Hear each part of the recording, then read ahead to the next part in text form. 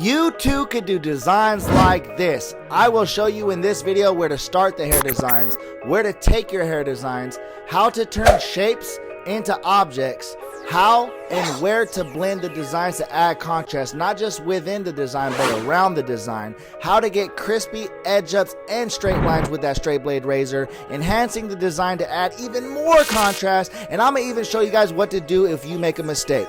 Let's hop in the video, guys. This is the before. It's your boy DK the Barber, and this is Swift Tips. 5 super secret techniques for you guys to get better designs, okay? Let's start off with the all even surface. She gets a 2 against the grain on top. I like to keep the hair brushed down anytime I'm doing any type of detail within the haircut, taper, edge up, or design, okay? Let's start off and get this design started, okay? So make sure you pull that ear down, especially when you're working behind the ears. And you guys want to pull out some trimmers or edgers of your choice. In the video, I'm using my GTX Exos by Andes. All tools and utensils will be listed in the description below. Let's hop into our first tip. When starting off a design, especially for beginners, I like to start off with the all even flat surface. The back taper is perfect. It's a perfect area. You don't run the risk of running off the edges or running out of room. Plus, it's a good spot for designs for women, men, and kids of all ages. Now let's get into tip number 2. When doing the lines on your designs, make sure you're utilizing your clippers of choice, meaning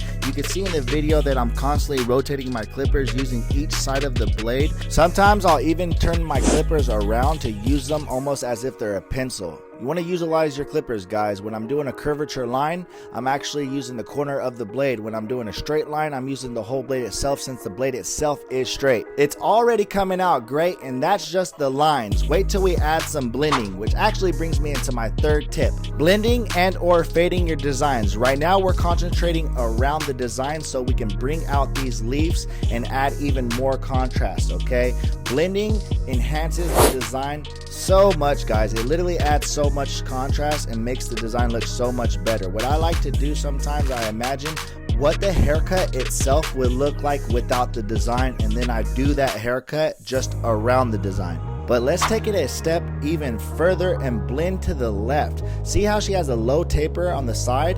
Well, what I'm gonna do is blend to the left so I'm not taking any of the contrast away from the haircut. We don't want one side of her head to look different than the other side of her head. So to keep her taper the same, I'm blending at an angle. Most barbers blend from bottom to top, but I've met barbers that blend from top to bottom. You can blend from left to right. You can blend in a 360 degree. It's called a burst fade.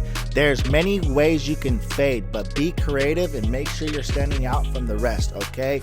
Add fading to your designs, but let's go into further detail. We already covered around the design. Let's go ahead and cover what we would do inside the design. So I'm gonna add texture to these leaves by giving them a little fade. And what I mean by a fade is a shadow. If it was on paper, it would just be called shadowing, and I'm shading that leaf. Well, I'm doing the same thing with my fading clippers, okay? Let's progress into tip number 4, guys. Razor work, okay?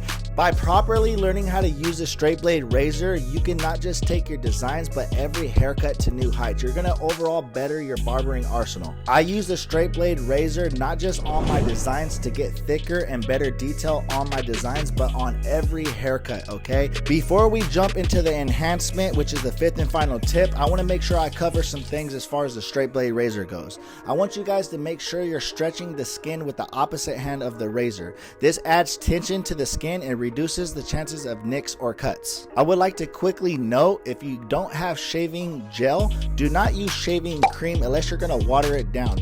I don't like to use shaving cream because you can't see where and when the razor is touching the skin. So if you don't have shaving gel, mix antibacterial soap with water. I've been cutting hair going on 2 decades, and I've been a licensed barber over a decade, okay? I've been using that mixing solution all these years, and trust me, it works. But let's hop into our 5th and final tip, which is enhancements, okay? You can see I'm adding it on with a little brush. It doesn't matter the brush you're adding it on, but more importantly, the mistakes. The reason I'm using a straight blade razor in the video is because I like to shave after I add the enhancement, because this enhancement dyes not just the hair but the skin too. You can see I made a little mistake right here. I added a little bit of this on the tip of this Q-tip, and it removes it instantly. If you don't have this, use alcohol and use a straight blade razor. It's like you're scraping the dye off the skin, but it does work.